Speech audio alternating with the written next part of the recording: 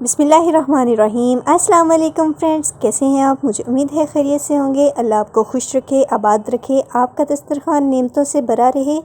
آج میں آپ کے ساتھ شیئر کر رہی ہوں بہت ہی مزیدار کھیر بنانے کی ریسیپی۔ کھیر بنانے کے لیے سب سے پہلے میں یہاں پر لوں گی ٹوٹا چاول ½ کپ۔ آپ چاہیں تو بڑے چاولوں کو گرائنڈ کر سکتے ہیں۔ یہ ٹوٹا چاول مارکیٹ میں ایسے ہی ملتے ہیں، آپ وہاں سے لے سکتے ہیں۔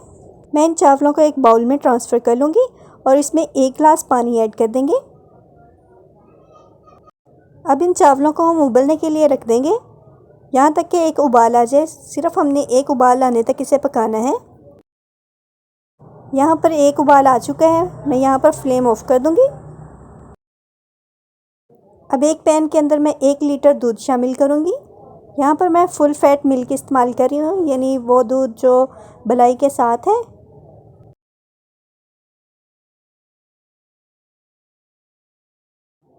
سب سے پہلے دودھ کو بوائل کر لیں گے۔ چاولوں کو الگ نکال کر رکھ لیا ہے، چاولوں نے سارا پانی پی لیا ہے۔ یہ چاول تقریباً 20% کوک ہوئے ہیں۔ یہاں پر دودھ بوائل ہو چکا ہے ہمارا۔ دودھ میں بوائل آنے کے بعد ہم اس کے اندر رائس ایڈ کریں گے۔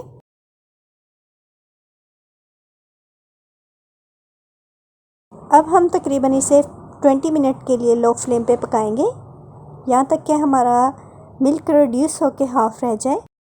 دودھ کے اوپر بلائی آتی رہے گی، ہم اسے واپس اس کے اندر مکس کرتے رہیں گے، اور سائڈوں پہ جو لگے گی بلائی وہ بھی کھویا بنتی رہے گی، اسے بھی ہم واپس اس کے اندر مکس کرتے رہیں گے۔ دودھ کو ایسے ہی پکنے کے لیے اس کے اندر چھوڑ دیں گے، اور وقفے کے بعد ہم اس کے اندر چمچ چلاتے رہیں گے۔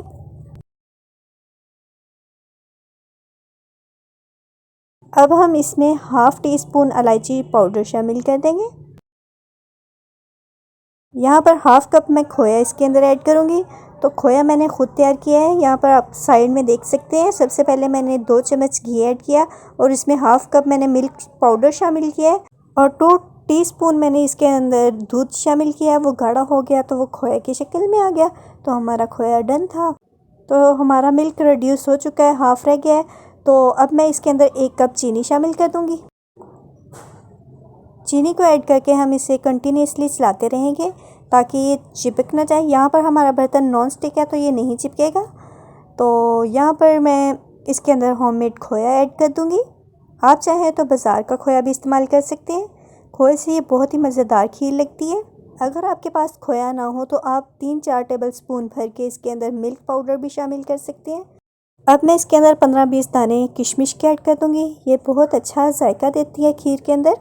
یہاں تقریباً 10 بادام ہے میرے پاس، اسے میں ½ کپ دودھ کے اندر گرائنڈ کر لوں گی اور اسے کھیر کے اندر شامل کر دیں گے۔ یہ بہت اچھا سا بادامی سا ٹیسٹ دیتی ہے کھیر کے اندر۔ فلیم ہم لو کر دیں گے، لو فلیم پہ ہم اسے پکائیں گے تقریباً 10 منٹ کے لیے۔ تو جی ہماری کھیر مکمل طور پر ڈن ہو چکی ہے۔ اب ہم اسے سرونگ بول میں نکال لیں گے۔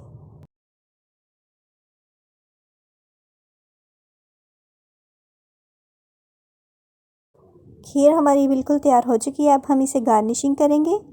بادام اور پستے کے ساتھ ہم اسے گارنش کریں گے۔ اس ریسیپی کو لازمی عید پہ بنائیں یا پھر دعوت میں بنائیں، بہت ہی مزیدار اور بہت ہی اچھا اس کا ٹیسٹ ہوتا ہے۔